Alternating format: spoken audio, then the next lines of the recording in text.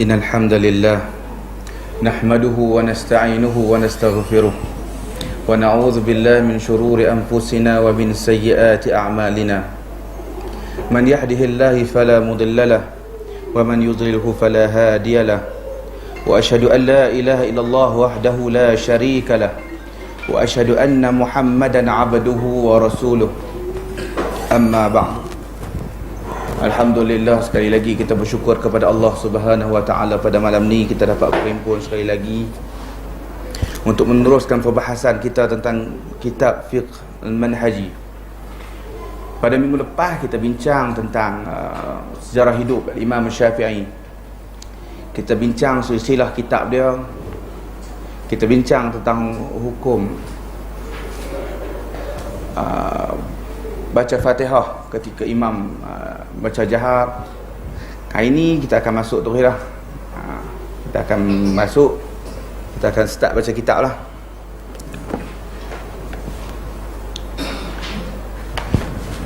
Okay. Kalau ikut buku yang terjemahan warna hijau tu, muka soal 5 kita start.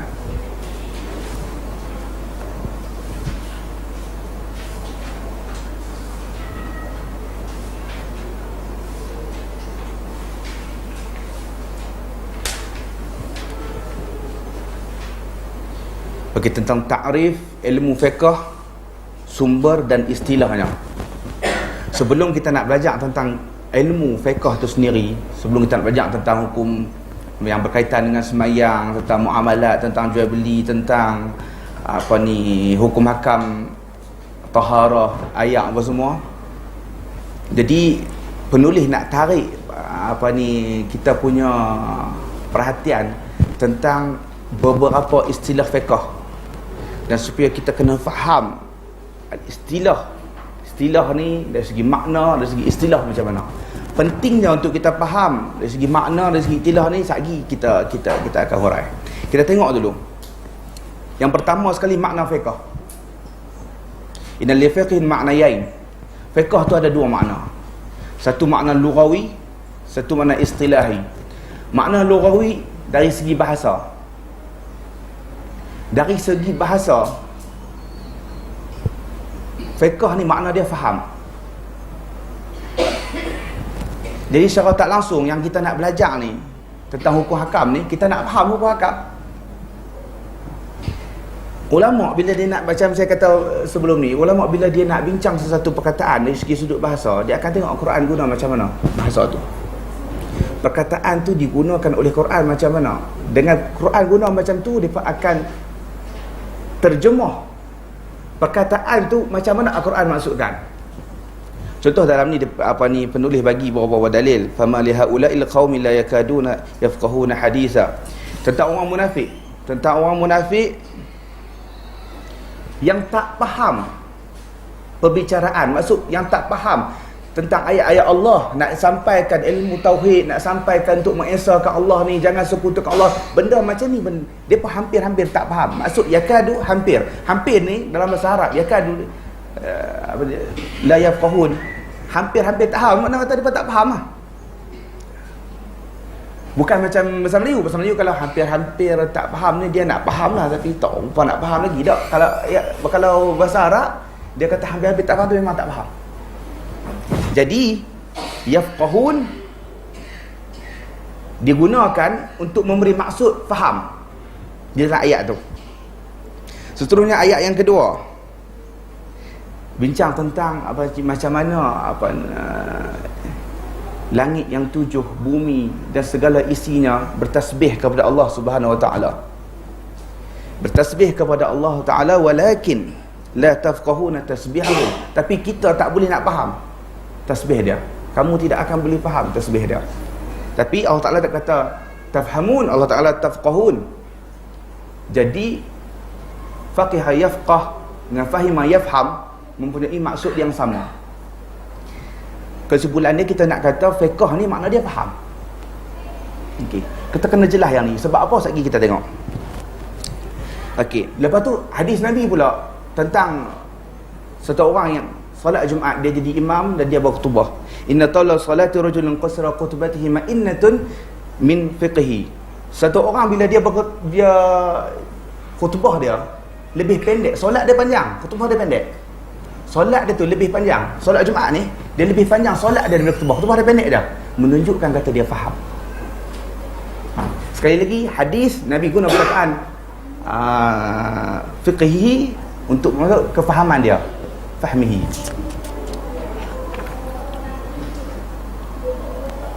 Okey, lepas tu kita nak tengok al-istilah pula. Dari segi istilah,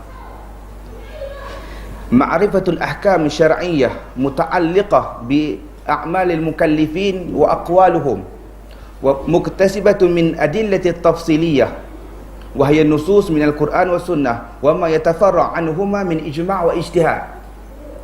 Maksud dia, dari segi istilah fiqh ni, tadi segi bahasa saja, dari segi bahasa Arab, dari segi istilah dia, fiqh ni ma'rifatul ahkam syar'iyyah, pengetahuan tentang hukum hakam syariah yang bersangkut paut dengan a'mal mukallifin, yang bersangkut paut dengan amalan-amalan orang-orang yang mukallaf.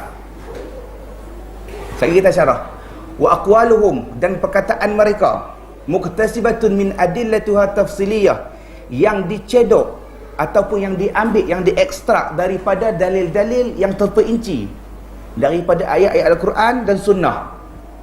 Wa ma yatafarra' anhuma min ijma', dan apa saja cabang yang keluar daripada Al-Quran dan Sunnah menjadi ijma' dan ijtihad. Contoh dia dari segi istilah ni, hukum hakam fiqh tu sendiri. Kita nak belajar untuk mengetahui hukum hakam fiqh tu sendiri, itulah dipanggil sebagai fiqh. Jadi yang hukum hakam tentang apa ni? Hukum hakam syariah yang bersangkut paut dengan a'malul mukallifin. A'mal mukallifin ni orang-orang yang mukallaf. Mukallaf dia ada syarat dia kan? Muslim. Islam syarat dia. Orang yang mukallaf ni orang yang Islam.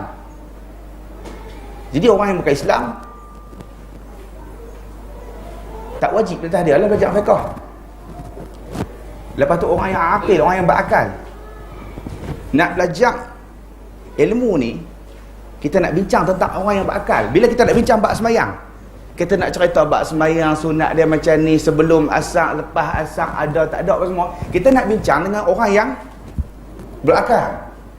Kalau orang gila, majnun, orang gila, dia tak ada sangkut paut dengan bab ni. Itu dari segi istilah. Lepas tu balik, orang yang balik, orang yang balik, orang yang dipertanggungjawabkan atas hukum hakam. Assalamualaikum warahmatullahi. Okey, kemudian dia kata macam mana dia nak terang lagi apa ni dari segi istilah ni macam mana. Dia buat mai satu hadis, innamal a'malu binniyat wa innamal likulli imri'in ma nawa. Dia kata dari penulis kitab kata, daripada hadis ni kita boleh petik satu hukum, niat tu wajib bila nak berwuduk.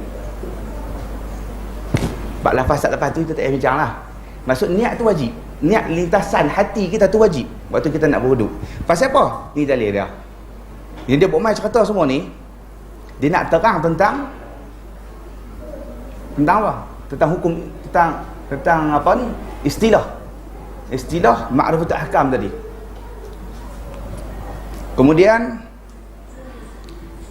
okey, apa ni, kita tengok witir. Dia sebut, okey, solat witir ni mandu. Solat witir ni sunat. Solat witir ni sunat, tapi solat sunat witir ni, witir satu solat yang Nabi tak pernah tinggal. Dalam hadis Bukhari sebut, Nabi waktu musafir pun dia solat witir. Sebab tu mazhab Hanafi dia kata witir wajib. Witir wajib. Ibn Qudamah dalam Mughni dia ada sebut, dia kata al-witir ghair wajib. Dia kata witir tak wajib. Ibn Qudamah kata, wa bihadza qala Malik wa Syafi'i, dan itulah yang dikatakan oleh Malik dan Syafi'i. Imam Malik dengan Imam Syafi'i kata witir tak wajib, sunat. Dalil dia apa? Dari hadis dalam Bukhari, Dan Nabi sebut tentang solat, tentang apa, tu orang tanya, ada lagi tak lain pada tu? Nabi kata tak ada. Intatawang, kalau kamu sukarela nak buat. Jadi dalil tu dijadikan. Dan jumhur memang rajih memang witir sunat lah.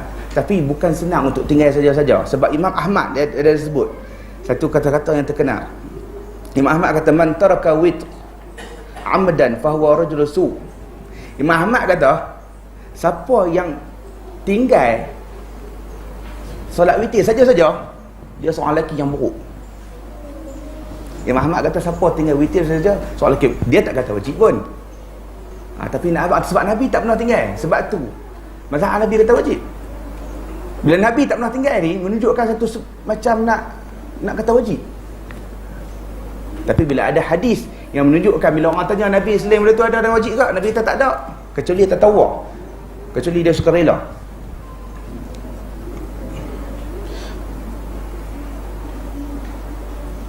Kemudian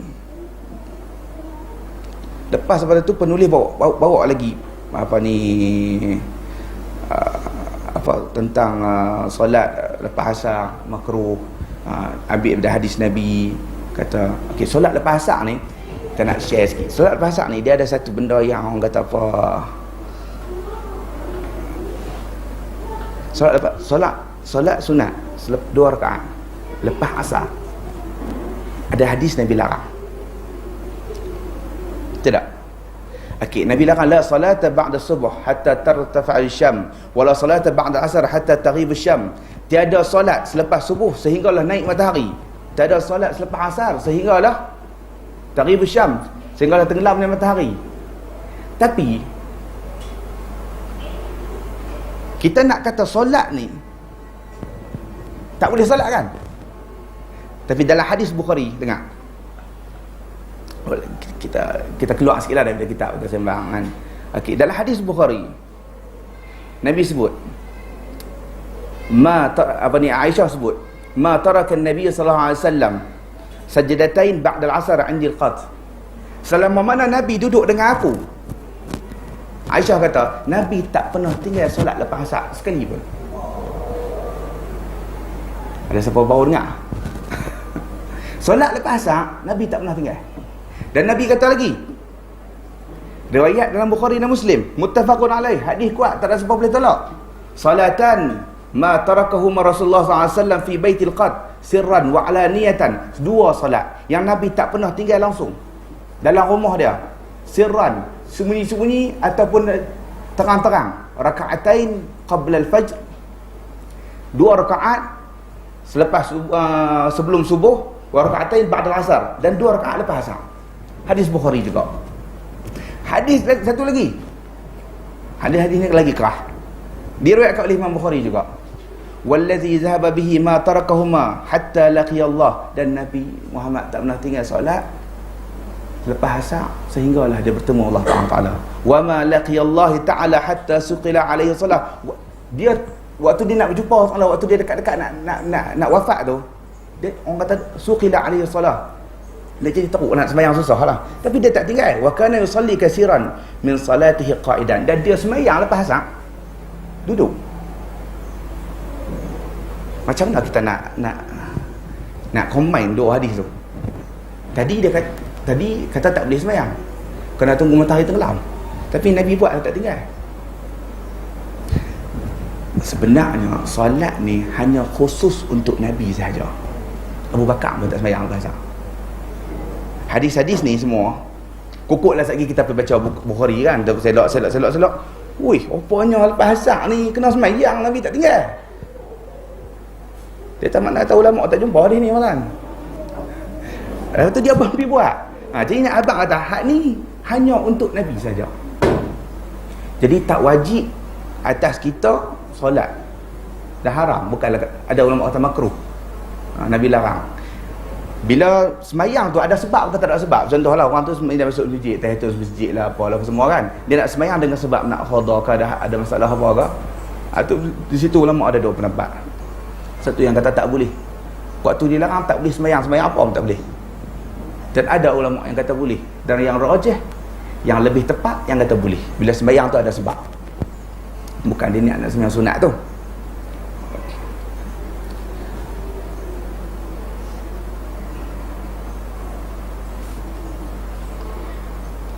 Kita patah balik bigat kita.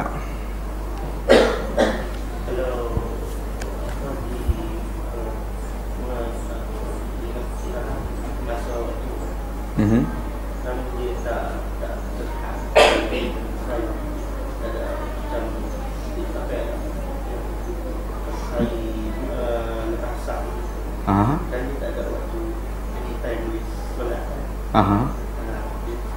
Dia solat di Masjidil Haram ni, dia lebih baik kita tawaf. Tawaf dia lebih baik daripada kita solat. Kalau kita masuk dia tak ada tahiyatul masjid, kita tawaf, itu lebih baik. Okey, kita pergi teruslah pasal dia tak ada apa. Lepas tu dia duk hurai pasal apa ahkam tu, manduk apa semua. Lepas tu dia bagi satu lagi makna istilah yang lain. Dia kata makna istilah fiqh tu iaitu hukum tu sendiri. Ahkam syar'iyah nafsuha, makna kata hukum tu sendiri. Makna kata kita hukum, dia terbagi pada dua. Istilah terbagi pada dua makna. Satu kata istilah tu ma'rifatul ahkam, pengetahuan, pembelajaran kita nak belajar untuk tahu hukum tu. Satu dia kata hukum tu sendiri, tu fiqh. Makna kalau kita kata solat tu, kita kata okey, waktu ni haram, itu fiqh. Hukum hakam tu sendiri dia panggil fiqh. Tadi ma'rifah, pengetahuan.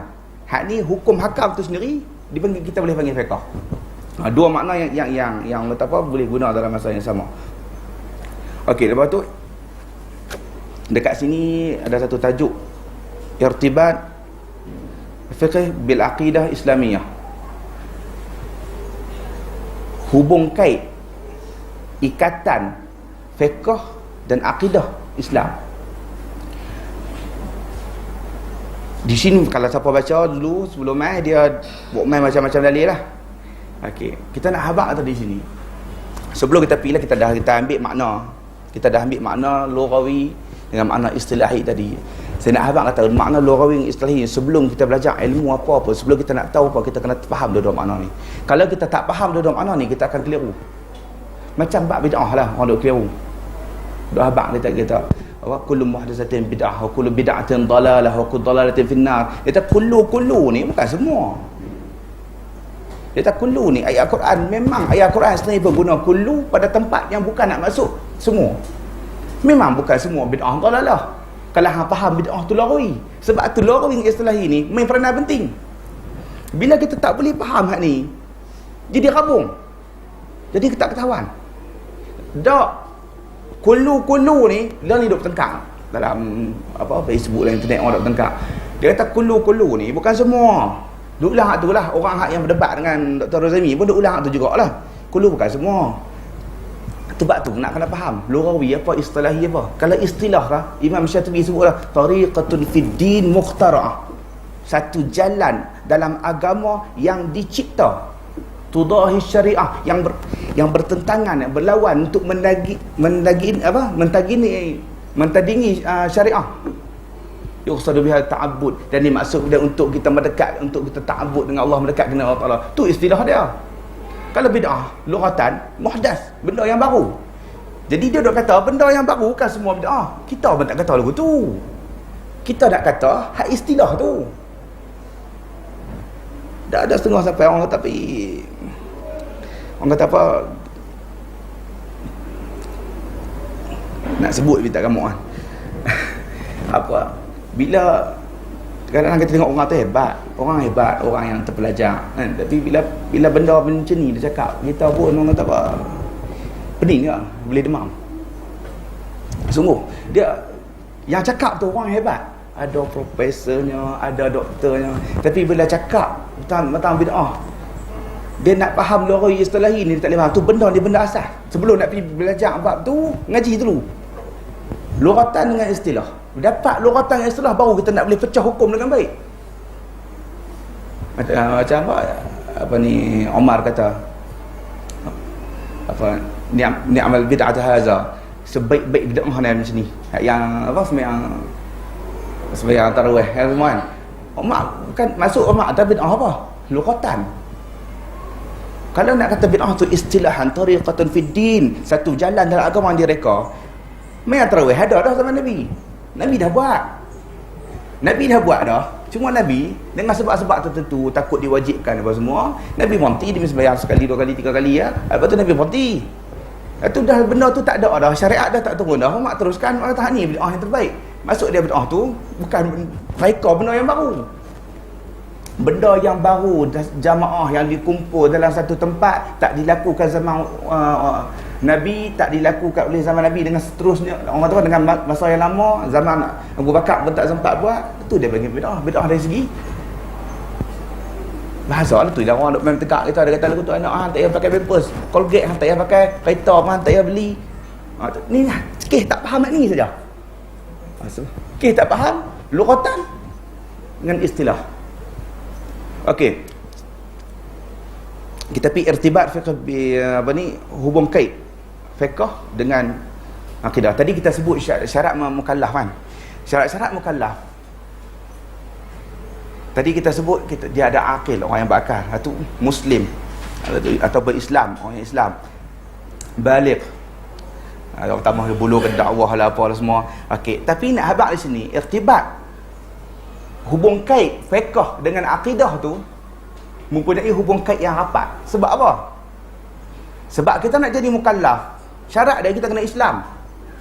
Kita nak kena beriman dengan Allah Ta'ala dulu, barulah Allah Ta'ala suruh kita semayang, kita semayang. Dan fiqh dengan akidah tak boleh dipisahkan. Allah Ta'ala tiap-tiap kali bila nak sebut dalam Quran, dia akan sebut allazina yuqimuna as-salata wa yu'tuna az-zakah wa hum bil akhirati hum yuqinun. Allah Ta'ala kata orang-orang yang mendirikan solat dan menunaikan zakat, wa hum bidan, mereka itu pada hari akhirat, hum yuqinun, dan mereka itu yakin dengan hari akhirat. Depa tunaikan solat, depa mendirikan solat, depa tunaikan zakat. Jadi kaitan beriman dengan Allah, beriman dengan Allah ni akidah lah. Beriman dengan Allah dengan nak buat amal ibadat ni, dia ada hubung kait apa lah. Dan kita, kalau orang tu tak beriman dengan Allah Ta'ala, takkan nak pergi buat benda ni. Nak keluar zakat bukan senang. Macam tu juga ya ayyuhallazina amanu kutiba alaikumus siyam kama kutiba alal ladzina min qablikum la'allakum tattaqun. Allah Ta'ala ya ayyuhallazina amanu, Allah Ta'ala ya ayyuhan nas, ya ayyuhallazina amanu, wahai orang yang beriman. Okey, tentang syariat puasa, la'allakum tattaqun, semoga kamu bertakwa. Jadi hubung kait nak puasa dengan orang yang beriman, lepas dia puasa dapat apa? Martabatun taqwa, satu martabat darjat takwa, takutkan kepada Allah. Jadi itulah hubung kait apa yang kita boleh nampak. Kalau sebab dia hukum hakam agama ni, kita macam kalau kita masuk satu komplek tempat perniagaan atau komplek tempat orang jual barang yang mahal-mahal, tapi kedai jam rado ke apa ke kan, dengan CCTV penuh. CCTV penuh. Lepas tu bila kita nak bawa kereta laju pun ada kamera duk rakam, ada kamera duk tangkap. Tu kita panggil apa? Muraqabah, satu pengawasan. Dan agama ni dia ada pengawasan dia. Kita takut ni nak lampu merah tak ada orang dah, tapi tengok lalu rasa ada polis kat sana selalu. Itu tak berani nak pergi. Tengok tak ada polis pun kita pergi, walaupun merah kita pergi juga. Dah malam-malam tak ada orang. Macam tu jugalah hukum hakam dunia yang tak melibatkan dengan jenayah ni, kita selalu langgar. Hukum hakam dunia yang tak melibatkan dengan jenayah, kita selalu langgar. Lampu isyarat dah, apa-apa benda ni yang orang bubuh kamera pasal untuk apa? Untuk nak awas. Hukum hakam fiqh, pengawasan dia akidah. Satu orang puasa. Sebab tak puasa ni malaikat tak tulis. Allah Ta'ala bagi direct pahala. Allah Ta'ala catat sendiri. Sebab puasa ni, satu insan cukup mudah untuk dia tipu diri dia sendiri. Dia orang tak tahu. Dia nak tak sembahyang, perempuan dia segan kat bini. Kau bini berjenis sembahyang lah. Dia nak buat benda-benda lagu lain, dia orang takut orang nampak. Tapi puasa ni kan gaduh makan terang-terang. Kena sembahyang, komok-komok telat. Sambil ambil sembahyang baru boleh minum. Dan nak makan ni cukup mudah, orang tak tahu. Dan nak puasa bukan nak kata tu saja, bukan kata kita halang diri kita daripada makan saja. Halang dah tengok benda yang tak elok, mata apa semua ni. Nak jaga semua tu bukan senang. Nak jaga semua tu kita kena apa? Ya ayyuhallazina amanu, sebab Allah Taala seru orang yang beriman. Nak bagi rasa iman tu dia akan membawa kita dan mendorong kita untuk melakukan benda kebaikan. Itu satu hubung kait hukum hakam fiqh dengan akidah cukup rapat.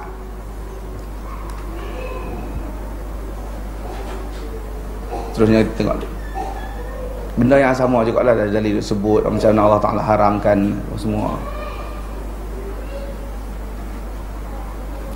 Allah Ta'ala kaitkan kita dengan orang kata apa, muasyaratun nisa, tentang bergauli lah apa ni wanita dengan ihsan. Itu pun orang yang beriman Allah Ta'ala kaitkan dengan iman.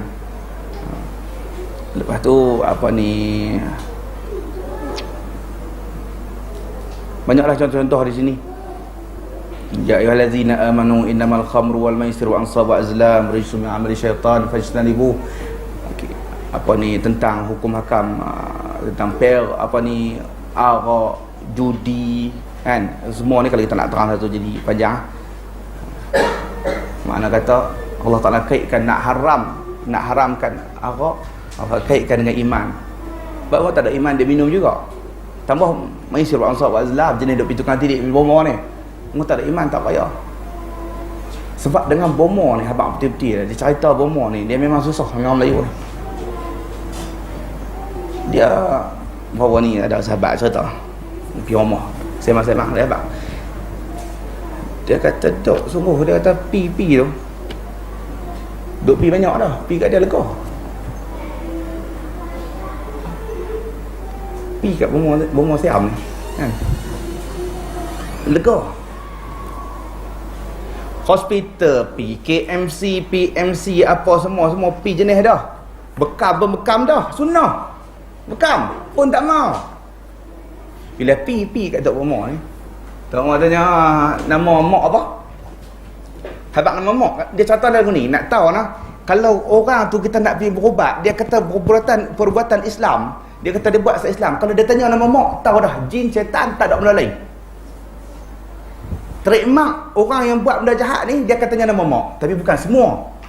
Maksud dia lagu ni, bukan semua orang yang Tok Bomo apa ni pakai sihir ni dia tanya nama mak, tapi tak ada perubatan hak jenis Islam tanya nama mak. Tanya nama mak tu baliklah. Tapi nak masuk tau, kalau siapa dak pernah pergi bomo, kita pun tak nak pergi, tapi orang duk sembang lah. Nak masuk pergi ke Tok Bomo Siam ni, dia ada satu bubu. Kalau pasal dia kalau masuk kata kedai-kedai orang bukan Islam, tak mau sebut masa apa kan, dia ada satu bubu. Kita masuk kedai dia tu macam bubu ikan, masuk bubu tak boleh keluar. Bila kita pergi jumpa Tok Bomo tu, kita kena hilang, kita duk ulang pergi jumpa juga. Lepas satu demam lega sikit, demam tu pi kat dia juga. Yang poket dia duk belang tebal, poket kita duk belang kering.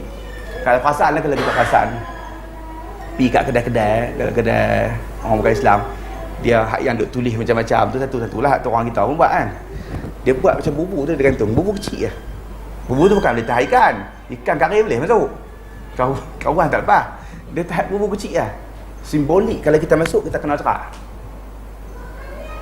Simbolik kita masuk kita kena cerak. Apa ni nak habaq kata kita bomo ni tak sungguh tak boleh pergi. Kita nak kena bagi dia faham satu benda tentang akidah ni. Sebab dia kata bomo ni buat lega. Tengok orang kata apa macam mana? Kucing putih tak buang. Memang lega.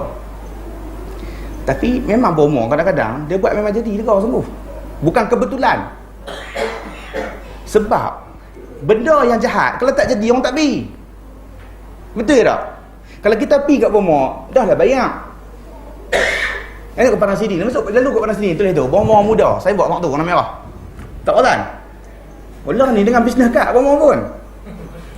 Sungguh. Duk patok kat bank lah, kita patok kat bank nak masuk duit ke apa, nak pergi jolok duit kat ATM, memang bagi bisnes kat. Tengok Tok Bomo. Sampai tahu tu. Muka dia hebat sungguh. Dia tak cari duit lagu tu. Dia cari duit tu ni. Dia buat bagi orang suka kat dia. Dia dapat jawatan tinggi. Dia pandai. Dia bodek orang besar tu dia jadi hebat terus. Dia tak, dia cari duit kita juga. Sebab apa? Sebab orang Melayu ni tak erti. Dia kata memang lega. Saya habaq sekali lagi, kalau tak lega orang tak pi. Benda jahat dia kena lega. Benda tak baik, wa hadainahun najdain, kami bagi hangpa dua jalan. Hangpa nak ambil, hangpa nak jalan baik ambil. Nak jalan buruk memang kami bagi. Memang dapat, memang lega. Tapi istidraj. Tu Allah nak uji kita. Okey. Ring.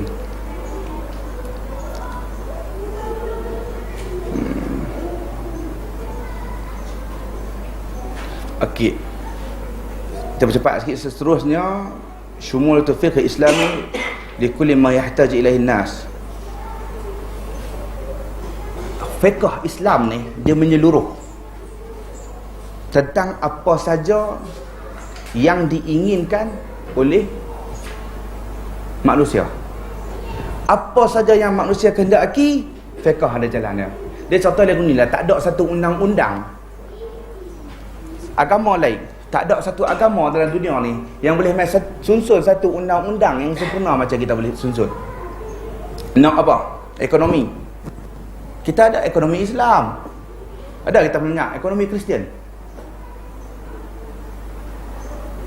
Okey, kita kata tak lah, mereka memang tak ada nama ekonomi Kristian, tapi mereka kapitalis. Kapitalis tu bukan dalam kitab mereka. Kapitalis tu mereka reka untuk menguntungkan orang atasan, untuk tekan orang bawah. Tapi bukan kitab mereka suruh. Dan tak ada satu agama yang boleh mewujudkan satu model ekonomi kecuali Islam. So, Islam cerita cukup detail tentang gadai lagu mana, pembelian lagu mana, hutang macam mana. Cukup detail. Yang orang putih dia buat teori-teori ekonomi tu, kita tak ingat, semua tak ingat hak mana lah. Pernah terbaca orang putih buat teori ekonomi, dapat Nobel, dapat apa semualah, dapat orang kata anugerah hebat-hebat. Sedangkan sebiji-sebiji dia kopi apa yang Ibn Taymiyah tulis. Dia kopi macam mana tentang liquidity, pencarian apa, kecarian wang, duit, aset apa semua, tentang hukum hakam dalam bank ni, dari segi sahamnya, dari segi apa semua benda ni dibincang satu persatu secara terperinci dalam Islam. Kalau dulu waktu duduk di di Jordan, saya pernah buat satu, ada lebih kurang berapa ratus hadis bincang pasal hutang. Pasal hutang lah. Bulan ni buka Bible lah, kita buka Bible, kita tengok cari, ambil satu, nak ambil hukum ekonomi satu je. Tu politik. Tak ada jumpa. Tapi kita diberi satu persatu macam mana cara. Dan kalau ni orang putih dia mula tertarik dah. Aset kita tak sampai berapa persen lah. Dari perbankan dunia ni dia ada berapa trilion lebih. Kita ni kecil lah, sikit lah. Tapi lah ni ada orang dah mula tertarik. Negara-negara barat dah mula tertarik. Baru ni main satu apa ni, World Gold Council apa tu, satu kesatuan yang duk jaga orang kata apa, pasaran emas dunia. Depa mai di Kuala Lumpur, depa minta Profesor Dr. Dok Bakar. Depa nak jumpa Datuk Dok Bakar yang bawah Amani apa tu, dia punya syarikat tu. Okay, Dok Bakar ni orang tak kenal nama dia. Orang tak apa nak kenal nama dia. Dia pun tak tertuju sangat. Tapi dia memang duk, kalau pergi di Dubai semua, dia duk mesyuarat sekali dengan Yusuf Qaradawi lah. Orang Kedah kita Orang hebat. Dia kalau tak silap lah ni, dia ketua penasihat Bank Negara. Ketua penasihat Bank Negara. Okay. Dia panggil Dok Bakar nak suruh Bank Negara kita luluskan emas ni sebagai satu aset, apa tu dalam istilah bahasa orang putih tu, tak ingat. Makna kata dia jadi macam duit lah ni, dia duit emas tu dia tak diiktiraf macam tu. Jadi sebab tu kurang lah ni bank-bank negara di dunia ni, bank-bank negara di dunia kurang nak simpan emas. Macam bank kita ada sikit sangat kan. Tapi Amerika ada 8,133 tan. 8,133 tan. Amerika paling banyak sekali. Nombor 2 mai Jerman, Itali, lepas tu China, India nombor 10. Negara Islam yang antara yang paling banyak Iran. Bukan nak promote Syiah, tapi depa simpan mah. Kita ada, kita simpan duit. Kita simpan duit dolar. Turki.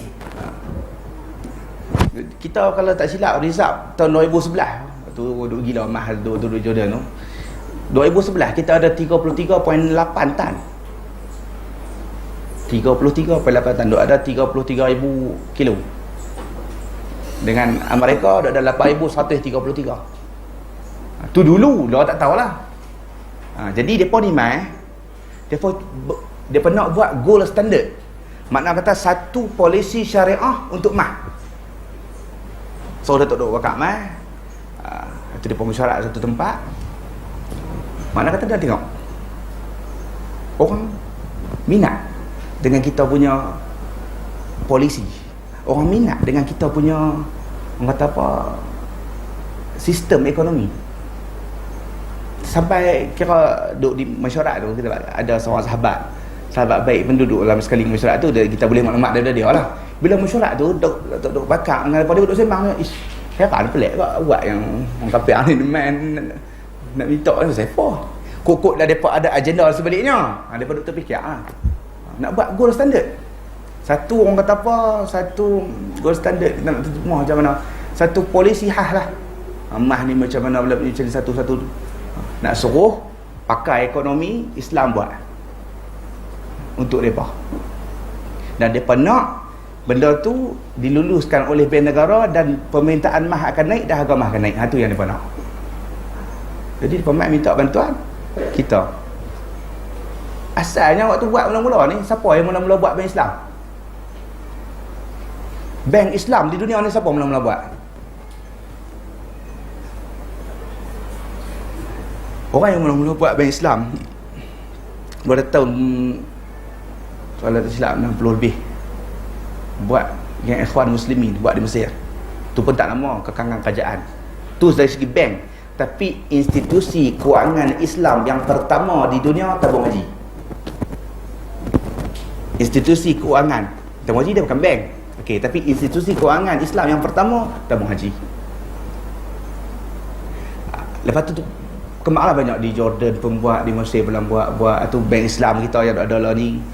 Lepas tu sampai satu tahap lah ni semua bank ada kaunter bank Islam. Apa ni, dulu tak ada mana ni. Dulu orang duk simpan duit ni tempat Islam ni pergi haji lah. Hak lain semua kita terlibat dengan riba, tak payah. Bila law ni benda tu dah menyeluruh, semua dapat. Pergi public bank, ada public bank Islami, CIMB Islami, Maybank Islami. Dulu dengar Maybank Islami. Dan Maybank Islami dia spread law ni. Satu akaun Maybank, satu akaun Maybank Islami. Dia tak asing dah.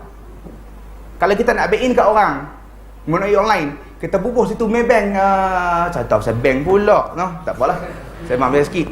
Tak, kalau kita bubuh, nak abang kata orang teringin. Bila kita pamerkan benda tu, dapat sambutan walaupun makan masa. Itulah 20 tahun lagi, 30 tahun lagi, silap-silap satu, semua orang yang ikhlas akan setuju dengan perbankan Islam. Walaupun yang atas-atas ni memang tak setuju lah. Apa yang atas-atas macam apa ni, hak kita pinjam kan, MDB kita pinjam kat bank apa? Bank Yahudi kan.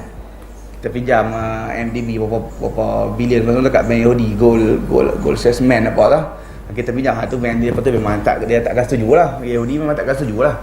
Tapi orang yang nampak kebaikan kita tu, tak ada riba, tak ada pertambahan, tak ada apa semua dalam hutang, orang jadi minat.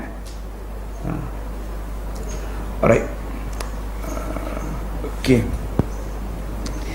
Tak cerita kata Islam ni menyeluruh sampai tahu tu. Tak tu je nak bang moral dia, tak tu je. Nak bang kata Islam ni semua tempat kena. Okey, lepas tu hukum hakam yang kita apa ni, penulis buku nombor 1 hukum hakam kita dengan ibadat. Macam ambil sembahyang, zakat, puasa apa semua, yang dipanggil sebagai ahkamul ibadat, hukum hakam ibadat. Itu satu. Yang kedua, hukum hakam kekeluargaan. Okey, tetap pasal pernikahan, talak. Dia cerita dia lagu ni lah. Bincang pasal ni pula. Bila kita nak bincang ni, kita nak nampak, kita kena compare dengan agama lain. Biar korang angkut-angkut lah ada orang bukan Islam dengar apa bagi dia faham. Tengok macam ni. Hukum pernikahan, talak, cukup detail. Cerita dia, talak kita boleh buat 7-8 kuliah. Talak nu, kilah kok ni, macam mana kuruk, macam mana haid, macam mana suci ke tak, macam mana hak yang meninggal, ya macam mana hak yang ada kandungan, macam mana hak yang tak dan dukhul lagi, tak dan bersetubuh lagi, kahwin tapi meninggal, satu persatu contoh. Ada tak agama lain contoh lagu tu? Nak hak ni saja pun kalau kita nak challenge dengan orang, siapa pun tak boleh lawan dah. Tak hidup di ekonomi. Tak payah duk pergi ibadat sembahyang apa semua, dia orang kata apa sembahyang tu kita balik apa tak. Contoh hak ni saja. Pergi pula pasal faraid. Try pergi tanya tengok sahabat-sahabat kita yang non muslim kan. Apa bagi dia tahu macam mana? Dia kata kami kalau ada kat mak, kalau mak ada lagi bagi kat mak ah. Dia bakal utama mak ada bagi mak dia. Tu mak tak ada sebab mak tak ada dia bakal turun balik. Bahagi sama banyak kau bahagi apa semua kat tu.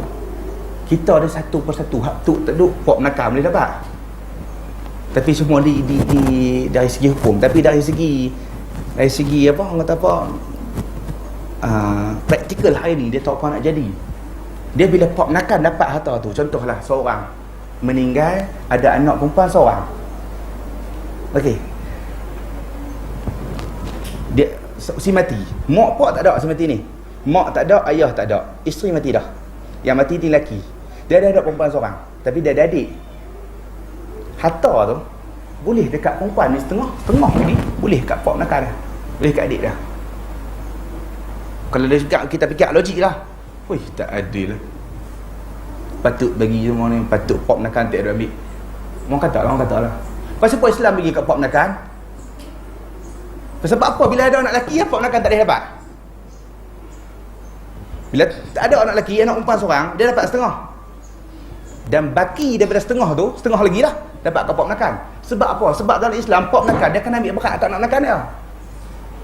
Tapi ni dia tak jadi macam tu. Kalau dapat atau nak ambil lah tu nak jadi apa punya pasal. Buat aku. Dan Islam yang dia bagi duit tu dia bukan suruh bagi jadi aku tu. Islam nak kata duit harta peninggalan adik hang ataupun abang hang layak dapat separuh daripada harta tu sebab hang kena ambil berat dekat dia. Kalau dia tak ada duit ke hang kena sara dia. Hang kena bertanggungjawab atas anak nakan hang ni. Sebab tu Islam suruh buat aku tu. Macam tu juga sebab apa lelaki dapat lebih. Lelaki dapat lebih. Perempuan dapat separuh dan lelaki dapat. Okey. Perempuan dia ada suami. Suami dia kena tinggal. Suami tinggal dia. Cerai dia. Dia ada anak 3 orang. Suami tak tanggungjawab. Tinggal dengan anak lingkup. Anak 5 orang, perempuan seorang. Hak kita dapat harta lebih ni, kita kena bertanggungjawab dengan kakak kita pun ataupun adik kita. Tu tujuan dia. Bukan sebab kita pandai urus. Ni ada kata lelaki ni dia lain. Qawwamuna 'alan nisa. Dia memimpin orang yang perempuan. Jadi dia bila pimpin dia kena dapat lebih. Sebab dia pandai pimpin. Dia pandai urus duit. Perempuan tak pandai urus. Bukan macam tu. Sebab hubung setelah perbahagian tu, nak kemesraan tu wujud. Saling ambil berat, saling ambil tahu. Kata-kata boleh kita lebih. Lepas tu kok hang boleh sikit, hang habis dulu. Lantak hang jadi apa jadi. Dia bukan lagu tu. Bila kok kita ada masalah apa kita akan tolong macam itulah. Dan sebaliknya. Jadi sebab kita benda ni nak kena jawab orang tanya ni tak adil. Orang kata tak adil lelaki dapat lebih. Sebab apa? Lelaki dapat lebih tu bukan sebab tu saja. Sebab perempuan ni seumur hidup dia tak hebat keluar duit. Kecil. Orang nak siapa tanggung? Pak dia tanggung. Pak dia tanggung sampai dia kahwin. Dia kahwin lelaki tanggung. Nak habak bagi. Kalau keperluan dia untuk beli tudung, dia beli duit dia, dia anggap hutang kepada lelaki. Sekali lagi lah. Dia ni perlu nak pakai tudung. Tudung tak ada. Ada selai tu ya. Duk pakai tu ya. Nak beli lagi. Dia pergi beli pakai duit dia sendiri. Lelaki tak bagi duit. Kalau dia tak reda, duit tu jadi hutang. Ingat orang belakang kan? Ni tak ada khilaf lah. Siapa buat main khilaf main? Tak ada. Ini tak ada khilaf. Kalau perempuan dia beli pakai duit dia sendiri, apa saja, dan benda tu keperluan dia. Kalau dia nak pergi beli lipstick bagi lebih, tu tak ada kira. Tu nantok dia tu. Makna kata ni dia beli keperluan dia, dan dia dianggap hutang kepada lelaki. Kecuali dia reda lah. Tak ada masalah. Duit aku, duit hang. Kalau dia kira lagu tu tak apalah. Kalau dia kata duit aku, duit hang, duit aku. Tingkuk. Siaplah kita. Tapi hak yang keperluan lah kita dah ada. Maksudnya tolong batok dah. Nak bawai ke, nak apa bidang 60, nak apa semua jenis kita bagi siap dah. Tiba-tiba nak lebih lagi. Bukan keperluan dah. Dia beli kedai dia, kita ada hutang apa. Dengar lagi faham elok dah. Dah tudung dah banyak dah. Dia pergi beli lagi pakai duit dia. Tu bukan hutang kita lah. Kata dia perlu kepada satu benda untuk membantu dia apa semua, tu kerja kita untuk beli. Sebab tu dia keluar-keluar mai sampai dia meninggal, dia tak perlu buat keluar duit. Dari segi perbelanjaan dia ke atas orang lain. Untuk diri dia sendiri pun diwajibkan ke atas orang lain. Sebab tu dia dapat sikit. Yang diwajibkan ke atas dia apa dia? Zakat. Benda-benda macam tu kalau dia ada harta banyak, tu saja. Sunat abang tak adil. Benda ni orientalis, orang luar dia sebutlah kan, kata tak adil lah dapat macam tu semua. Tak adil sebab bagi laki apa, laki lebih. Kita nak hangat tadi lah. Kalau dia kata tak adil, kita kata tadi dia perempuan seorang, Pak Melakang dapat, duduk tak duduk. Nak kata kita lebihkan perempuan, lah ni perempuan sama banyak. Nak kata kita kurangkan perempuan lah. Ni betul lelaki mendapat, perempuan mendapat. Jadi kalau lebih lelaki, perempuan banyak, dia dapat lebih. Perempuan ada 3 orang, dia dapat 2/3. Perempuan bila ada banyak, ada anak perempuan 2 orang, tak ada anak lelaki. Bila pak dia meninggal, dia dapat 2/3. 2/3. Kau ada yang tak faham lah. 2/3 ni ambil satu benda tu bahagi dengan 3, dia ambil 2 bahagian. Kalau 9,000, dia ambil 6. 3,000 lagi dapat ke Pak Melakang. Kalau Pak Melakang ada, ni buat Pak Melakang dapat sikit, takkan menghina lelaki. Jadi Islam dia akan timbang benda tu mengikut kacamata syarak. Yang letak hukum ni Allah Ta'ala.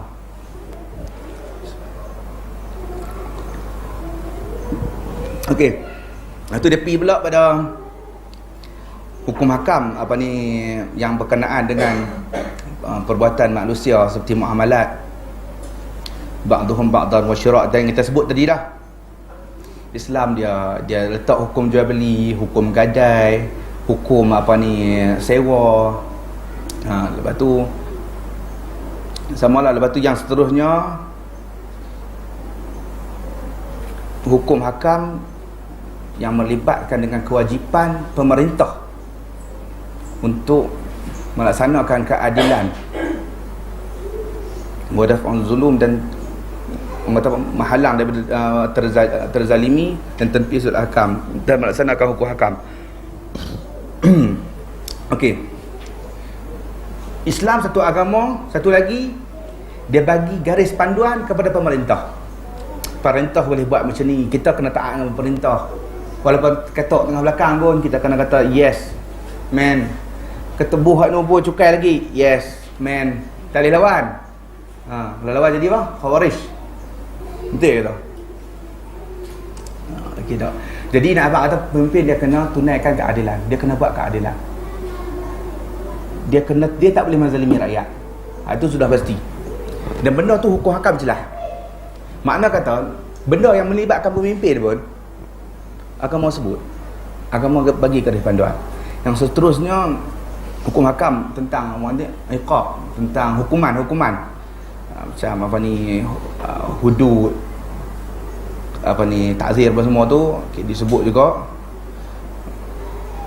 Itu sir masalah hukum, orang kata apa, alaqah, hubungan kait, hubungan di antara negara dengan negara, diplomatik ni. Macam mana hubungan kita, macam mana perjanjian dibuat di antara negara. Pun ada ditulis lepas tu tentang akhlak lah. Ni sufi lah.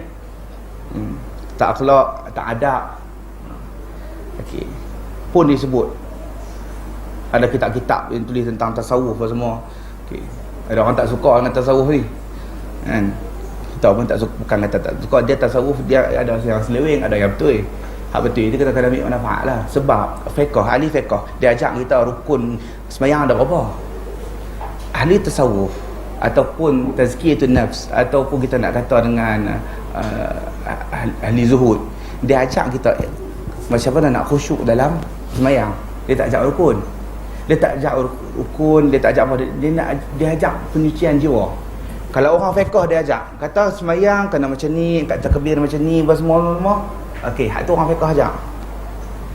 Orang zuhud ni ajak macam mana kita nak sucikan diri kita untuk kita rasa khusyuk, halawatul iman, kemanisan iman tu. Hak tu kita kena dapat dalam bab apa? Bab akhlak.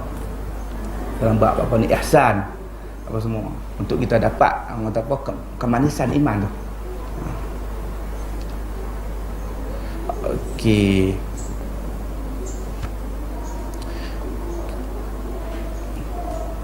Hari tu kita ada sebut apa? Lupa nak sebut. Ada sahabat kita minta maaf tanya. Apa tentang hukum seterusnya lagi kita kalau sempat kita nak tengok apa tu? Tentang Islam ni mudah. Dinul yusur wa man yashaddad dina illa ghalaba. Kita nak tengok yang tu. Tapi sebelum tu nak sebut sikit pasal apa? Pasal hukum hakam yang kita belajar itu ni, aku ada yang tertanya-tanya. Mazhab Syafi'i dia terbagi pada dua. Okey, qadim dengan jadid. Okey, siapa yang main itu ingat. Qadim dengan jadid ni, kebanyakan ulama dia akan terjih yang jadid. Dia tak akan pakai yang qadim. Kecuali beberapa masalah. Saya kata 14. Okey, ada orang kata 14. Ada orang kata 19, ada orang kata 18, ada orang kata 21, ada orang kata 3. Yang kata 3, Abul Ma'ali Al-Juwaini dalam Nihayatul Matlab fi Dirayatul Mazhab, dia kata ada 3. Lepas tu Imam Nawawi, Ibn Salah dalam kitab dia, tak ingat nama kitab, Mufti wa Mustafti. Mufti wa Mustafti, dia bubuh lebih kurang dalam 18. Imam Nawawi tambah bagi jadi 19 dalam majmu'. Jadi kita tengok sikit lah, lebih kurang kita tak sebut semua pun, kita ambil tahu lebih kurang lah macam mana hukum hakam fiqh yang dalam mazhab lama. Imam Syafi'i dia tak pakai dah hukum tu, dia tarik balik, dia pakai pendapat baru, dia di Mesir. Tapi ulama-ulama lepas dia yang duduk mazhab dengan mazhab baru ni pun pergi pakai hak lama, tak pakai hak dia. Sebab apa? Sebab kekuatan dalil. Punca dia sebab kekuatan dalil. Moral kita nak tunjuk di sini, kata Imam Syafi'i bukan maksum lah. Jadi dia ada pendapat dia yang qadim, yang lama. Pendapat tu dia tarik balik. Dia tak pakai pendapat tu dah, dia pakai pendapat dia yang baru di Mesir. Dan benda tu lah yang dia tulis. Pendapat baru dia kita nak cari kat mana? Kat mana? Ingat tak? Dalam Al-Um. Dalam Al-Um tu dia satu kitab dia tulis tentang fiqh, tentang fiqh tu, tentang fiqh apa ni yang jadi, yang baru. Dalam Al-Um tu bila dia tulis macam tu, ulama-ulama Mukhtasar Muzanni dia ringkaskan apa ni Al-Um. Al-Um seterusnya disyarahkan oleh Al-Imam Juwaini. Nama kitab apa? Nihayatul Matlab. Dalam ni depa duk bincang ni. Nihayatul Matlab, pi kat Basit, pi kat Wasit, pi kat seterusnya Al-Waji semua sampailah kat Imam Nawawi semua ni. Depa ada benda yang depa tolak pendapat Imam Syafi'i dalam Al-Um, depa pakai pendapat Imam Syafi'i yang lama. Sebab apa? Kekuatan dalil. Contoh taswib, taswib. Apa dia taswib? Aywa, salatu khairum minan naum. Imam Syafi'i kata apa? Dengar. Wal muazzinu awwalul wa akhir sawa'un fil azan la uhibbu taswib fi subuh wala ghairiha. Sesungguhnya tukang azan itu, terjemah salah lama sikit, yang pertama, yang dimula ataupun yang akhir sama sahaja pada azannya, dan aku tidak suka orang yang taswib pada subuh wala ghairiha, dan pada lain pada dia. Dalam Al-Um, pendapat Syafi'i. Malaysia Imam Syafi'i kan Imam apa? Syafi'i. Depa taswib ke tak? Ya. Jadi depa pakai mazhab qadim, dia pakai zat lama. Di sini boleh kita kata Imam Syafi'i maksum? Tak boleh nah. Jadi setengah orang dia tak mau dia kita beradab dengan ulama ni, kita tak katalah Imam Syafi'i silap. Kita kata dia terlepas pandang, kita kata dia orang kata apa ni, tersilap dalam ijtihad apa semua, dan dia dapat pahala bila dia ijtihad silap semua. Tapi kita nak habaq kata dalam pendapat Imam Syafi'i yang terakhir, kitab ni dia tulis berapa tahun sebelum dia meninggal? 5 tahun sebelum dia meninggal. Oh, seronok bila ada anak murid ingat. Bila ada anak murid ingat kita mengajar tu seronok. 5 tahun sebelum dia meninggal dia tulis kitab ni. Jadi bila dia tulis kitab ni, makna kata dia berpegang sehingga dia meninggal. Pendapat ni lah. Dia kata la uhibbu, aku tak suka. Ada hadis tau. Dia tahu hadis tu. Kadang-kadang ada dia buat hukum yang Imam Syafi'i kadang-kadang dia tersilap sebab hadis tak sampai. Ni hadis ni sampai kat dia. Tapi dia tak boleh lagu lain. Sekejap kita tengok. Hadis sonok ngaji fiqh ni lagu ni jelah kan. Kita nak ambil tahu lagu tu. Okey. Sekejap kita pergi balik ke kitab. Tengok sebab okey, apa ni? Kita taswib pada sembahyang subuh tu. Wala ghairiha okey, lianna Aba Mahzurah lam yahki 'an Nabi sallallahu alaihi wasallam annahu amara bitaswib fa akrahu bi ziyadah fil azan wa akhra taswib ba'dah. Dia kata Abu Mahzurah ni orang hak cerita dalam hadis, dia ni sahabat Nabi, dia cerita kata ada taswib. As-salatu khairu minan naum tu ada. Dia cerita, dia kata aku semayang, aku azan dekat Nabi SAW, aku buh macam ni. Imam Syafi'i kata memanglah dia azan, tapi bukan Nabi suruh. Nampak? Oh, jadi kita nak pakai ke mana? Ke Jabatan Mufti kita nak kena kalih pula? Kata tak payah duk buat dah tu. Tak boleh buat lah. Okey. Nah, abang kata, lah ni Imam dia ada hujah dia. Dia kata Nabi tak suruh. Dia buat. Tapi kita nak kata apa? Kita nak kata apa? Sunnah taqririyah. Nabi buat pengakuan, Nabi tak larang. Bukan sunnah taqririyah. Ada hadis lain. Hadis ni yang tak sampai. Hadis ni tak sampai. Hadis ni Abu Mahzurah dia kata selepas dia hadis ni dulu baru hadis ni. Hadis ni Abu Mahzurah ni kata qultu li Rasulullah sallallahu alaihi wasallam allimni sunnatul adhan. Wahai Nabi, wahai Rasulullah SAW, ajakkan Abu Mahzurah ni, ajakkanlah aku sunat azan.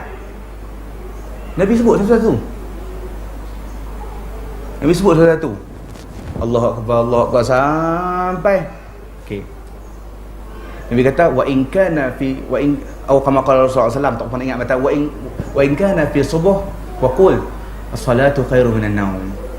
Jadi hadis ni dia cerita kemudian. Hadis tu yang awal. Makna kata hadis tu sanad dia ada sedikit dhaif. Tapi Al-Albani kata sahih, Syekh An-Nawawi kata sahih sebab ada jalan lain yang berkuatkan dia. Kuat sampai jadi sahih. Cuma sanad tu saja masalah. Okey. Jadi makna kata dia minta Nabi ajak dia, Nabi bubuh taswib. Nabi bubuh as-salatu khairu minan naum. Hak ni yang tak sampai ke Imam Syafi'i. Jadi boleh kata keseluruhan, boleh kata bukan semua. Nihayatul Matlab tu apa ni Ibn Salah, Mufti wa Mustafti, dalam Majmu', dalam banyak-banyak kitab-kitab Syafi'i. Lepas tu dia kata sunat taswib. Balik dalil tu. Asal Imam Syafi'i kata dok kan. Orang dia nak abang kata Imam Syafi'i pendapat dia asal sebab Imam Malik kata sunat. Dia pakai pendapat Imam Malik dulu. Bila dia pergi Mesir dia ubah. Okey, dia ubah pun bukan sonok-sonok, dengan dalil lah, cara dia faham dalil macam tu. Jadi bila tu ulama Syafi'i yang kemudian pun betul. Okey, tapi di situ ada satu khilaf. Hadis tu tak sebut lagi. Abu Mahzurah kata kuntu uazzin li Rasulullah sallallahu alaihi wasallam. Dia kata aku azan dekat Nabi Muhammad sallallahu alaihi wasallam. Wa kuntu aqul fi azan al-fajr awal hayya 'ala salah hayya 'ala falah as-salatu khairu minan naum as-salatu khairu minan naum. Allahu akbar la ilaha illallah. Dia kata aku dulu ni aku azan dekat Nabi Muhammad sallallahu alaihi wasallam. Wa kuntu aqul, dan aku kata pada azan subuh, pada azan fajar yang pertama, pada azan ajar yang pertama, dia kata apa? As-salatu khairu minan naum. Lah kita dah buat azan pertama ke azan kedua dah? Dua-dua ada. Okey, dua-dua ada. Azan pertama, azan kedua. Albani kata bila orang tanya dia, nak azan mana? Dia kata azan yang pertama. Azan kedua tak payah. Tapi yang rajih dia azan yang kedua. Atau saat kata pertama hadis, takkan nak bangkang hadis. Dah nanti tak terang lagi. Okey. Lah ni macam ni. Banyak pula ilahan. Okey. Ulama bincang, adakah selepas masuk waktu, kalau azan kedua masuk waktu lah, ataupun sebelum masuk waktu. Di sini dia kata azan fajar, azan yang pertama. Jadi bila azan yang pertama, semestinya azan tu azan yang azan tak masuk waktu lagi lah.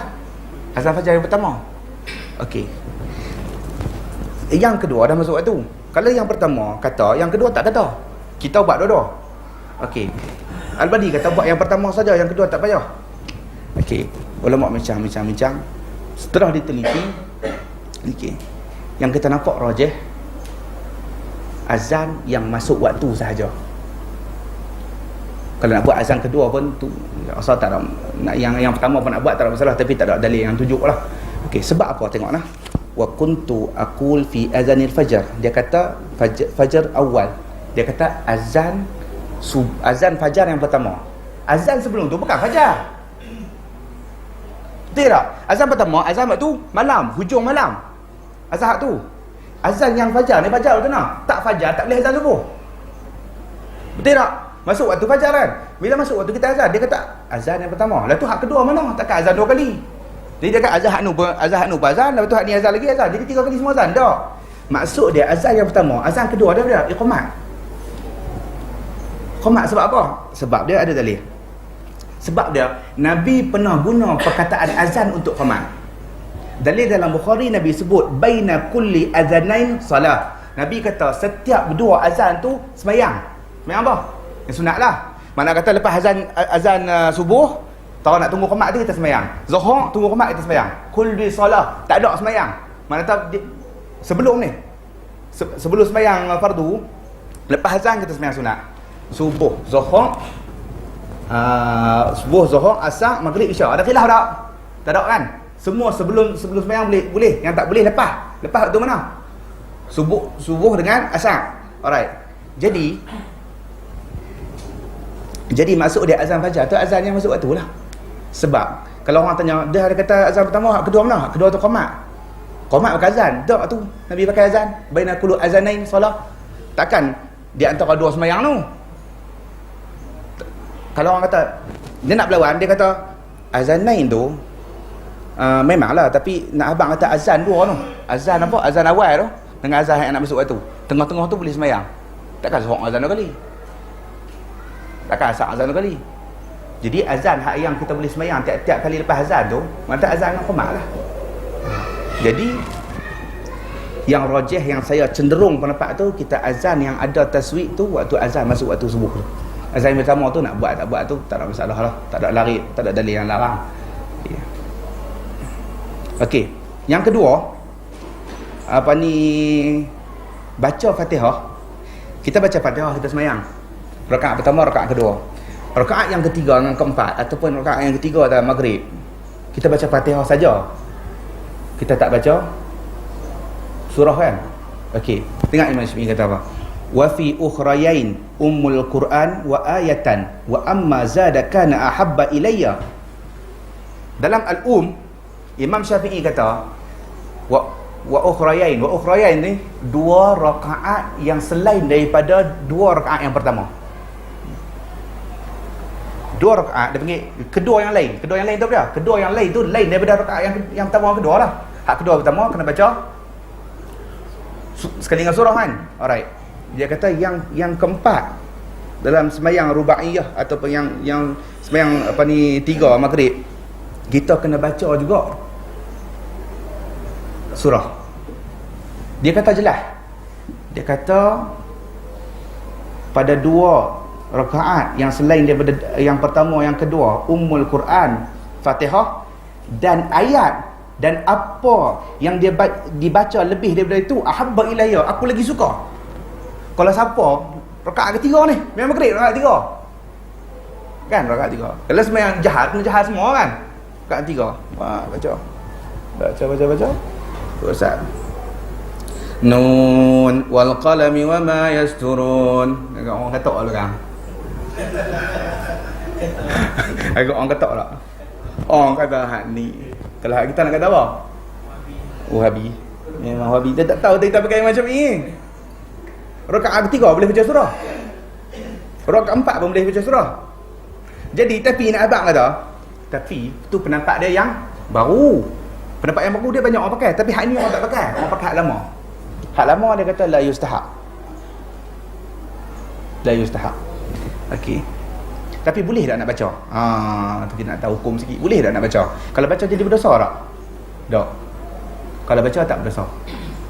Tapi selalunya Nabi kebanyakan fuqaha setuju dengan tak baca lah. Dan dalam Imam Syafi'i kemudian Ibn Salah apa semua yang duk tahqiq balik mazhab ni, dia kata tak disunatkan. Dalil dia kata boleh baca yang diriwayatkan oleh Imam Muslim. Okey. Diriwayatkan oleh Imam Muslim, depa sembahyang asar dengan Nabi, jemaah terus lah. Masa macam Nabi. Okey, sembahyang asar dengan Nabi, sembahyang asar dengan Zuhur dengan Nabi. Dia kata waktu sembahyang Zuhur tu, Nabi waktu sembahyang rakaat yang pertama. Okey, yang kedua, apa semua rakaat pertama yang kedua. Rakaatain awaliyatain. Dua rakaat yang pertama tu, sembahyang Zuhur dengan asar. Nabi baca lebih kurang macam Alif Lam Mim surah Sajdah. Panjang surah tu Nabi baca waktu mana? Nabi tak baca. Depa tak dengar Nabi baca. Depa kata qadar. Makna kata jangka masa Nabi duduk berdiri untuk rakaat pertama dan kedua macam baca surah Sajdah bagi habis. Rakaat yang seterusnya baca setengah pada tu. Jadi Sana'ani dalam Subul Salam dia kata kalau Nabi dah apa? Waktu rakaat yang ketiga ataupun keempat lebih kurang setengah daripada surah Sajdah, Nabi duduk berdiri. Kadar Nabi berdiri tu orang baca setengah tu, takkan Fatihah saja, takkan Nabi duduk belengung. Jadi Nabi mesti baca surah. Jadi tak ada masalah lah, haruslah. Takkan Nabi duduk belengung. Amin. Belengung. Ingat saat surah Sajdah setengah. Jadi Sanai kata wa fihi dalalatan ala qira'ati ghairi Fatihah ma'aha fi ukhrayain. Dan itulah satu dalil yang menunjukkan bacaan selain daripada Fatihah dibaca bersamanya pada dua rakaat yang dua rakaat yang terakhir. Okey, lepas tu orang kata apa, yang ketiga ni ada taba'ud najasah. Taba'un najasah fi ma'i kathir. Bila dalam ayat yang banyak, satu ayat yang banyak ada satu najis. Okey. Dalam mazhab apa ni baru, Imam Syafi'i kata kena jauh lebih kurang sasta. Kalau katalah ada najis sini kan, ada kita kata lah bangkai tikus, tapi banyak-banyak ni. Bangkai tikus tak ni kita ambil lah tak ni. Kan? Okey, pendapat yang orang tarjih lepas tu tak payah duduk pejauh, bukan seperkat, tak duduk pejauh, tak duduk kisah ambil. Sebab apa? Mak al-qulatain la yanjus. Ayat ni cukup dua kita panggil dua kulah ni tak ada najis. Okey. Jadi tu tiga yang disebut oleh Imam Juwaini. Lepas tu yang lebih kurang sampai belah-belah tu kita sebut sebentar lalu lagu tu lah. Okey, jahar ta'min li ma'mum fi salah jahriyah. Bila kita imam bacaan waladhdallin amin kita pun baca kuat kan. Hak tu pendapat tu pun pendapat lama. Pendapat baru tak payah baca kuat, amin belan-belan saja. Tu pun ulama-ulama Syafi'i kebanyakan yang masyhur lah dia pakai yang tu. Lepas tu sentuh perempuan batal sembahyang ke tak? Imam Syafi'i kata batal. Okey, ada juga ulama Syafi'i yang kata tak batal. Ada juga ulama Syafi'i yang kata tak batal. Yang tarjih kata tak batal. Nah, ikut pendapat Imam Hanafi. Lepas tu ayat yang nanti kita nak belajar ayat apa ni kan. Okey, ayat yang jari, ayat yang mengalir la yanjus illa bitaghayyur. Ayat yang duk lalu parit kecil bersih kan. Dia tak najis kecuali taghayyur, kecuali dia berubah tak berubah sifat dia, sifat ayat tu berubah. Jadi busuk, Kan warna tukar. Baru najis. Dapat sebelum ni dalam jadi dia guling. Jadi orang tarjih yang ni. Lepas tu selain daripada tu istihbab ta'jil Isya. Disunatkan kita melewatkan sembahyang Isya. Dalam jadi tak ada. Okey, dalam ni tapi orang tarjih pendapat Imam Syafi'i yang lama, sunat. Dan memang kita berpegang macam tulah. Tapi kalau kita ada kerja, ada kuliah, tak ada buat lewat-lewat kan. Buat lewat tu tanya orang tunggu. Okey. Itulah semitah lalu. Jadi moral dia kita nak habaq pendapat Imam Syafi'i pun ditolak oleh anak-anak murid dia. Bukan satu, bukan dua. Kata ada pendapat, satu dua pendapat lah yang Imam Nawawi tak setuju dengan Syafi'i. Tak banyak. Ibn Salah bubuh 18. Imam Nawawi tak berhati, tambah satu lagi 19. Hak orang awal-awal, hak yang syarah apa ni Nihayatul Matlab, dia bubuh 3 aja menjual ni. 3 pun dia sebut 2 dulu, hak yang satu lagi dia sebut tempat lain. Dia orang himpun dapat 3. Jadi tak risaulah orang kata apa. Untuk bersetuju dengan imam ataupun tidak tu tak ada masalah, kecuali tapi kita dengan dalil. 10.30 lah. Itu mereka marah sebab habis awal hari ni kita pergi dekat ke 12 kelak. Okey, seterusnya pasal Islam ni mudah. Kan?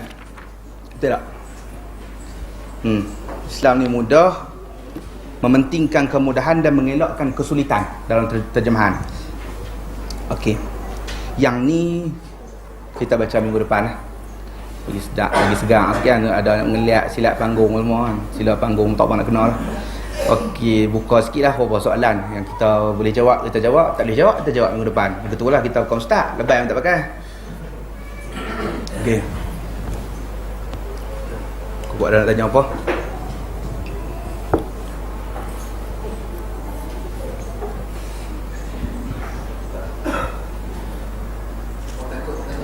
Takut nak tanya orang. Ish, takut. Luang topik pula. Ya. Pandangan Ustaz tentang golongan Salafi dengan golongan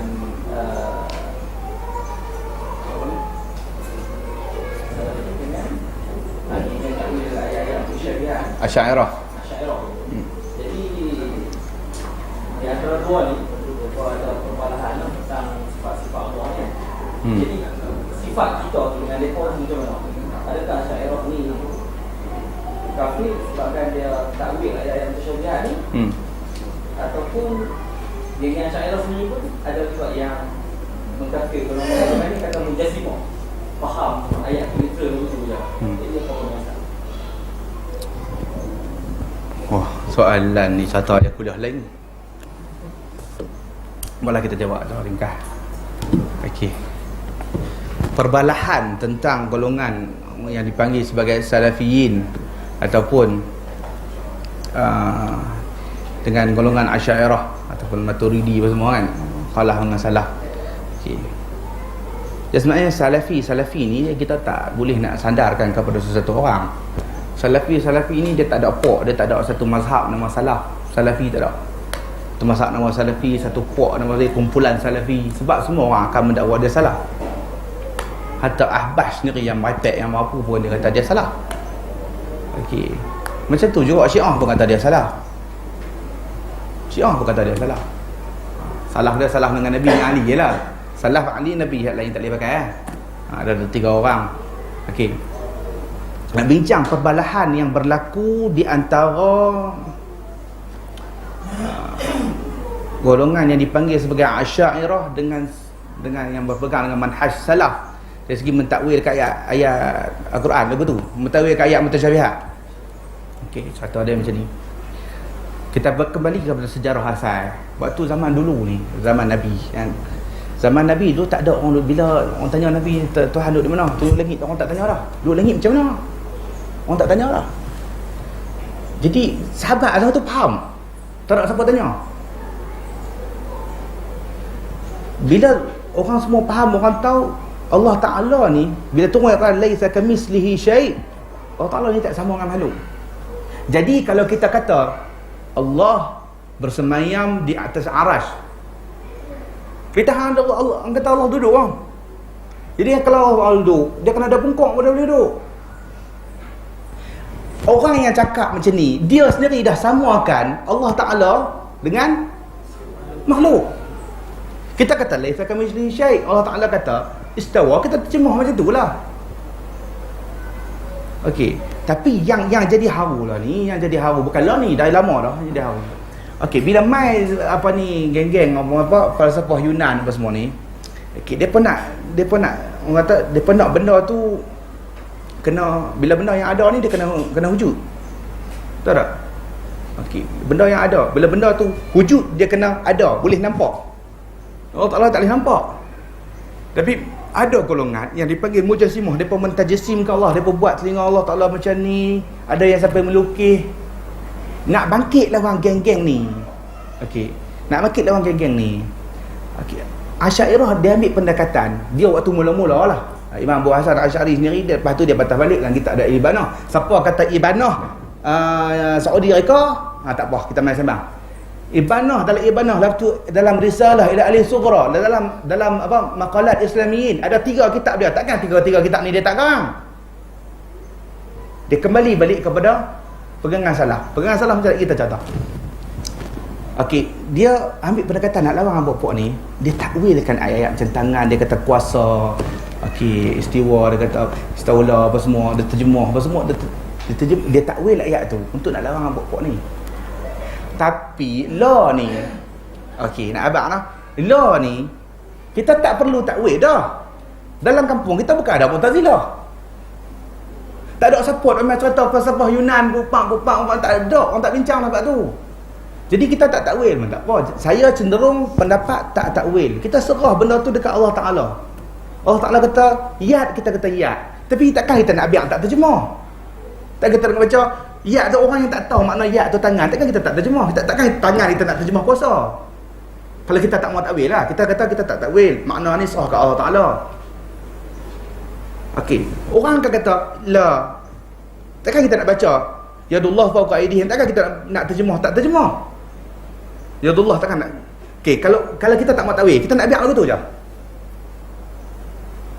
Kalau hampa rasa tak mau bagi, dengar elok, kalau rasa tak mau sangat bagi orang keliru, baik tukar terus ya tu, tulis tu qudrah, ubah Quran terus, dah tak bagi orang keliru.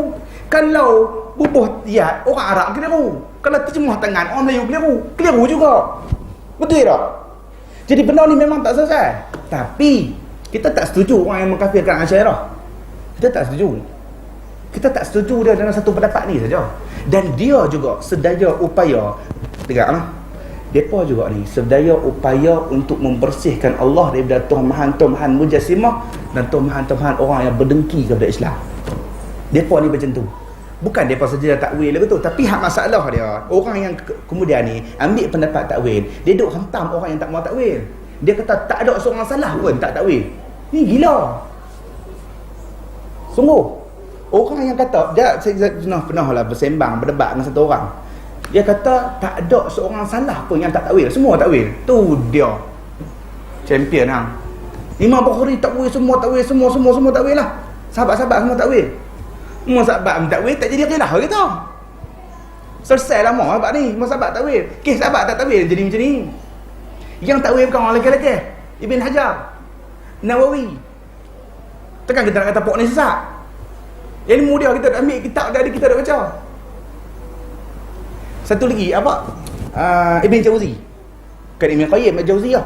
Ibn Jauzi, kita duk, orang yang bermanhaj salaf duk pakai kitab dia, duk entang geng bid'ah. Betul tak? Kitab nama apa? Okey, tapi sebelah. Kitab ni kita duk pakai, tapi dia takwil. Takkan kerana dia tak takwil, dia tak boleh pakai, sesat kitab dia, tak sebelah. Macam tu. Tak boleh kan? Jadi kita tak ada masalah benda ni. Kita boleh raikan.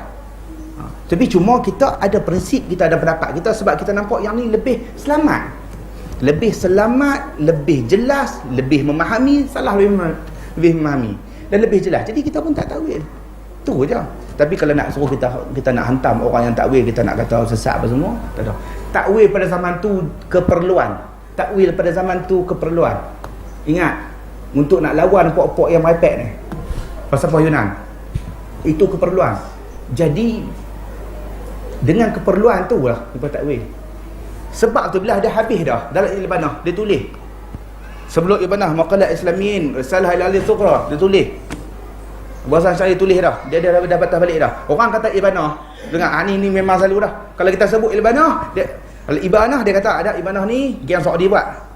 Kitab ni bukan ditulis, diseleweng. Okey, kitab ni seleweng. Buat main kitab lain pula. Risalah Rasulullah, okey, seleweng juga.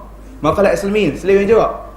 Abu Hasan Asy'ari kata dia ikut dengan manhaj muhaddithin, ahli-ahli hadis yang tak takwil. Dalam Maqalat Islamiyin, takkan hak ni pun dia tak tulis juga. Dia betul lah nak contoh ada lagu ni ya. Benda ni kita kena berlapang dada. Cuma kita ada prinsip, kita kata kita tak mau takwil. Yang orang nak takwil, takat kita boleh ra'i, kita ra'i. Maksudlah ra'i tu bukan kita setuju dengan dia. Bukan kita setuju dengan dia. Kita boleh, bukan kita setuju dengan takwil tu, maknanya dia, tapi takwil zaman lah ni tak ada, orang kata apa, tak ada keperluan lah. Tak ada keperluan. Mu'tazilah tak ada orang kampung, ingat sekali lagi. Mu'tazilah tak ada orang kampung, tak takwil pun tak apa. Tapi yang nak berpegang dengan dia kata saya taklid dengan Imam Nawawi apa semua, okey tak apa, terpulang lah. Dan dia bukan sesat. Ingat, yang takwil bukan sesat. Siapa kata takwil sesat? Dia ada ulama yang kata Asy'ariyah ni kafir. Ada ulama yang kata macam tu. Tapi kita tak bersetuju lah dengan dia. Kalau Asy'ariyah kafir, takkan nak kafir habis imam-imam tadi. Jadi benda ni kita boleh lapang dada. Dia khilaf ni khilaf, tak ada masalah. Semua kedua-dua pihak nak membersihkan Allah Ta'ala. Tu je. Dah tu. Tu je kot. Lepas ni dia tak ada relay lah bab ni. Kita banyak benda lagi kita nak bincang. Okey. Ada lagi tak? Takut sebab ustaz ngeh. Kita hadut depan ni pun tubuh hebat-hebat kan. Sahibus samaha, sahibul fadilah, al-ma'ali, sahibus sumu kan. Semua orang hebat-hebat. Tok guru kita apa banyak dalam ni. Tapi dah orang semua memang ajak kita kongsi lah. Dekat orang kata main sembang-sembang kosong. Kata dah lawak-melawak. Ada apa pergi tak? Kau apa nak beli lah. Kalau macam tu, billahi taufiq. Wassalamualaikum warahmatullahi wabarakatuh.